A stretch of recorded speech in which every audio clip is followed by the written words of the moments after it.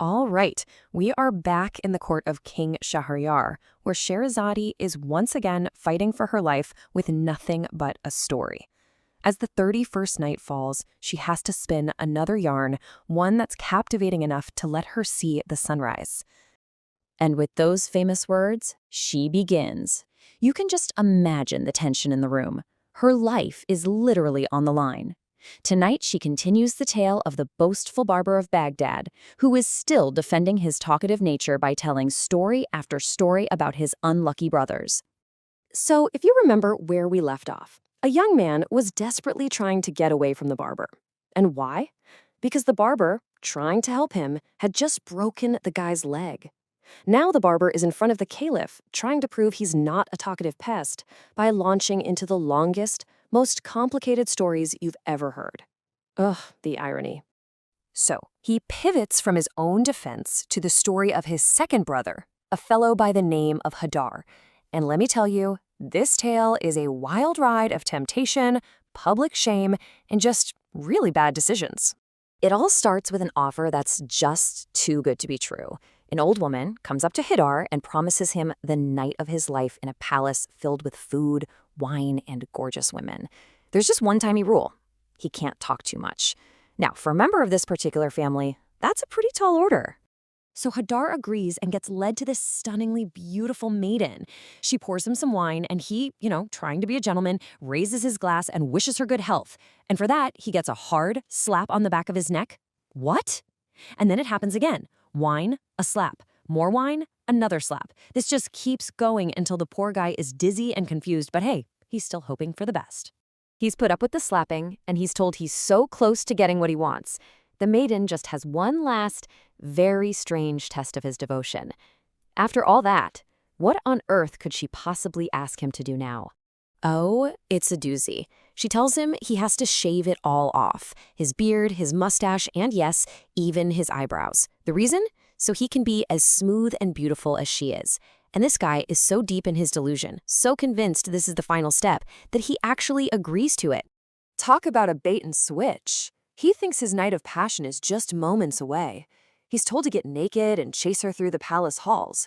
But as he's running, a door flies open, and he doesn't burst into a bedroom.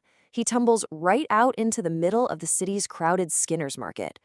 Completely naked, completely hairless, and completely humiliated.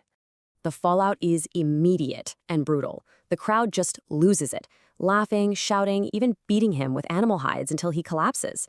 He gets dragged before the city magistrate, who gives him 100 lashes for public indecency. And guess who swoops in to tell the caliph he rescued him from all this? You got it, the barber, painting himself as the hero yet again. Now, you'd think the caliph would have had enough, but nope, he's still listening. So the barber moves right along to his third brother, Bekbak, who was blind. And this one is just plain cruel. So Bakbak is begging for food at the door of this big, fancy house. The owner comes out and pretends to be charitable, taking his hand and leading him inside. He leads him up one flight of stairs, then another, and another, all the way to the very top of the house. Bakbak thinks he's about to get a huge meal. Instead, the owner just says, "God will provide," and leaves him stranded on the roof.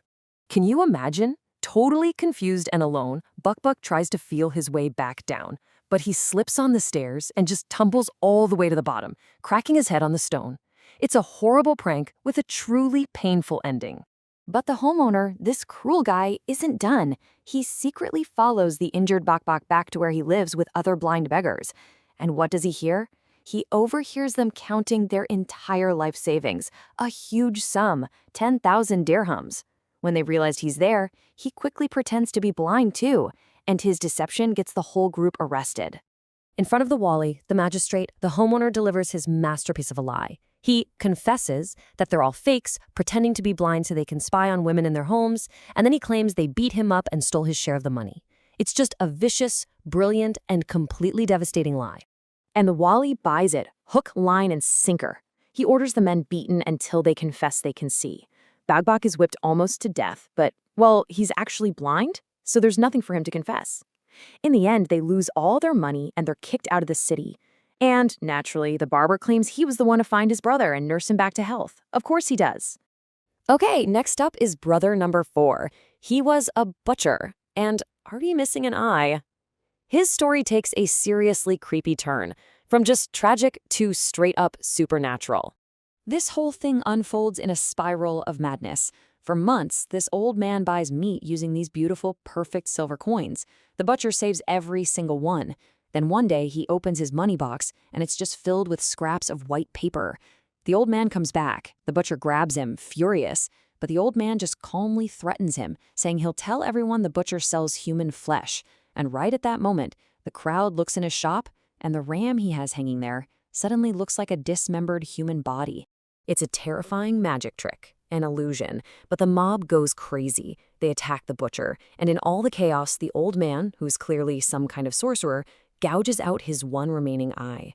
The authorities take everything he owns and banish him from the city, just completely ruined, all because of some magic coins and a terrifying lie. And finally, the barber gets to his 5th brother. This one's downfall wasn't because of some cruel trick or dark magic. Nope, this guy was brought down by his own wild imagination. So this brother gets his small inheritance of 100 dirhams, and he invests it all. He buys a big tray of beautiful, delicate glassware to sell in the market. Seems like a pretty sound, if humble, business plan, right? Well, as he's sitting there with his tray, he starts to daydream. He thinks, okay, I'll sell this glass for 200 dirhams, then I'll reinvest and make 400. I'll just keep doing that over and over until I'm a rich and powerful merchant. It's the kind of fantasy anyone with a small startup has had. But he doesn't stop there. Oh no, the dream gets bigger and bigger. Soon, in his mind, he's not just a merchant. He owns a huge mansion, a stable full of horses, servants waiting on him hand and foot. He imagines himself becoming so powerful that he'll marry the Grand Vizier's daughter herself. And here's the peak of his daydream, a true monument to his own imagined ego. He pictures his wedding night. His bride, the most beautiful woman in the kingdom, is brought before him. But in his fantasy, he is so wealthy and important that he decides he won't even look at her. He'll just sit there, head down, making everyone beg him to acknowledge her.